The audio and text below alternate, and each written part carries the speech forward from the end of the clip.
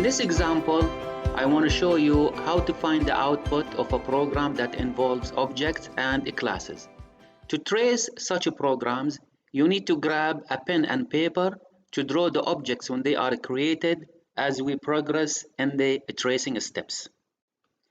Any object created during the tracing steps, it will be represented by a box, and inside the box we write the current values of its data members. And as we progress in the tracing steps, whenever a data member of any object is changed, then we have to change it inside its box. In the beginning, take a minute and have a look into the class definition and try to identify its data members and its methods. Try to identify whether there are static members or not, whether the class has multiple constructors, it has overloaded methods, getters and setters for some data members, whether it has a method that is responsible for printing some of the data members, and so on. This will help a lot to trace your program quickly. In our example, the class name is testClass and it has two data members. The first one is an instance variable which is non-static, that is integer and called x, and the second is a static variable which is integer that is called y and it is initialized to 10. Also, it has multiple constructors. The first constructor is the default constructor and the second constructor has an integer input parameter. The default constructor initializes the instance variable to 200 and increments the static variable by 1. Also, it has a print method that is responsible for printing the value of x and y separated by dash, and this method is called output. Also, it has a method that is overloaded method. It is called add. The first definition, which is its signature, has an input parameter, single input parameter as an integer, and the second definition as a signature, it does not have any input parameter. The first method adds the input parameter value to the current value of the instance variable x, and the second method adds the current value of the static variable y to the current value of the instance variable x. Let us start the trace. Before you begin the tracing, any static variable you have in any class, first draw a box for it, label it by the name of this static variable, and put its initial value. Since we have a static variable y inside the class testClass, so we have a box for this variable.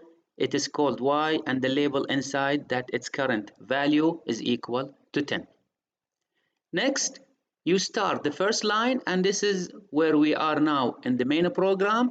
Here we are creating an object of testClass that is called a. It is calling the default constructor. So where is the default constructor?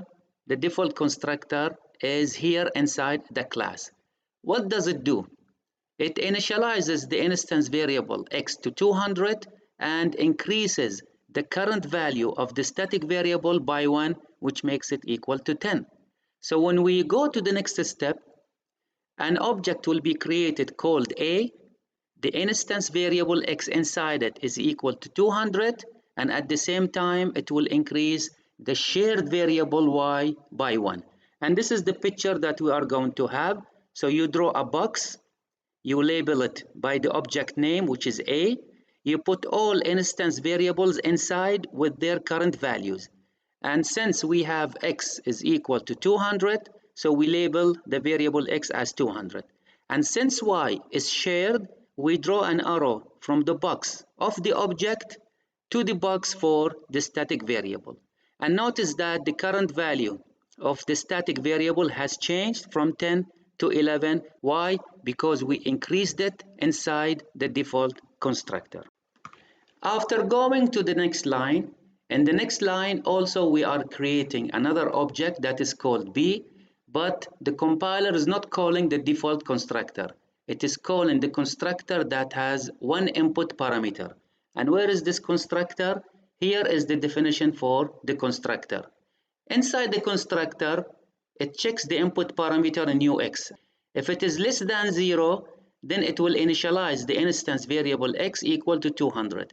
Otherwise, it will save the input parameter into the instance variable x and initialize this x by the input parameter. Now, since the input parameter is 40 and it is not less than 0, so this constructor will initialize x to 40. In this case, you draw a box for the object b, you label the box b, and you put the value of the instance variable inside it, and it's equal to 40 because the constructor initialized it to 40. Notice that inside this constructor, the value of y has not been changed, so therefore the current value of y is still equal to 11. Then you draw an arrow from the object to the static variable because the static variable is shared and it can be controlled by the object b. We are now in line 3, and in line 3 we are also creating a third object that is called c, and also we are calling the constructor that has a single input parameter. This constructor receives -100 as input parameter and compares it against 0. Since it is less than 0, then it will initialize the instance variable x to 200.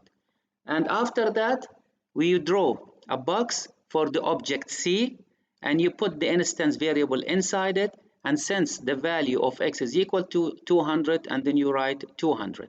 Since the variable y is shared also by this object, so you draw an arrow to the static variable telling you that this object can change the value of y.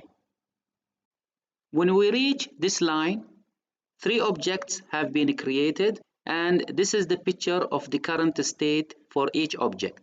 For object A, the value of its instance variable x is equal to 200. For object B, its instance variable x equal to 40. And for object C, its instance variable x is equal to 200. Now we are calling the method output for object A, and this is the state for object A. So where is this method? This method is here. Simply it prints the current value of x followed by dash followed by the current value of y. By looking at the state of the object on the picture, the value of x is 200 and the value of y, which is the shared variable, is equal to 11. So when we proceed to the next line, on the screen it will be printed the value of x followed by dash followed by 11, which is the current value of 100.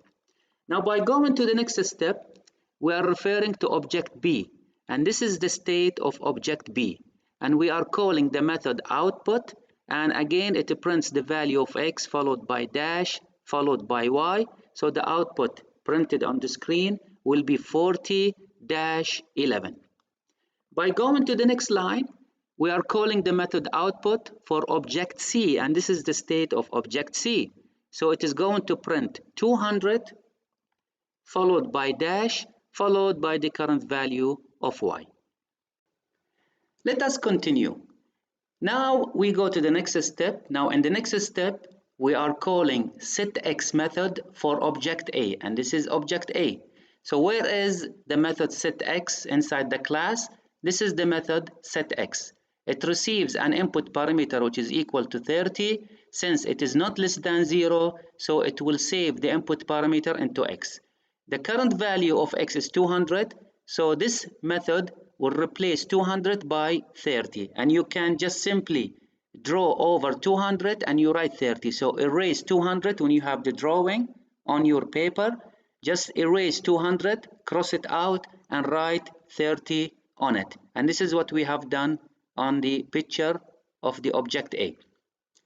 In the next step, we are calling the static method setY, and we are providing the input parameter 200. Notice that we are calling the method by the class name.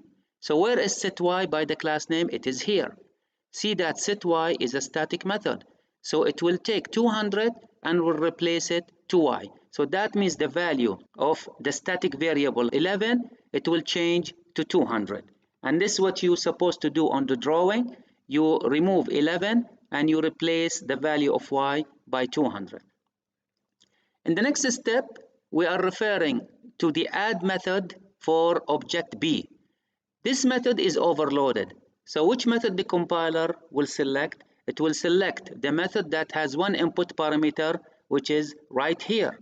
So the value 5 will be saved into the input parameter value, and it will be added to the current value of x. Since we are referring to B, this is the current state for B. So the value of x is 40. So 40 plus 5 will be 45. So the value of x for object B will be updated to 45.